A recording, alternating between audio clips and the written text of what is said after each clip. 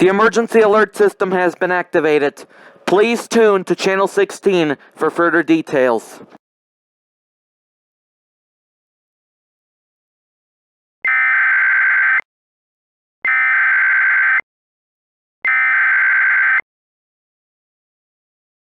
The following message is being transmitted at the request of the Howard County Fire Department and Emergency Management. At 6:50 p.m., a train derailed north of Leakage, Maryland. The resultant chlorine gas leak has closed Interstate 895 and U.S. Route 1 near Leakage. Residents of Howard County are asked to evacuate immediately. Further east, residents of Anne Arundel and Baltimore counties are asked to stay at home. Keep all doors and windows closed and tune to WBAL AM for further instructions.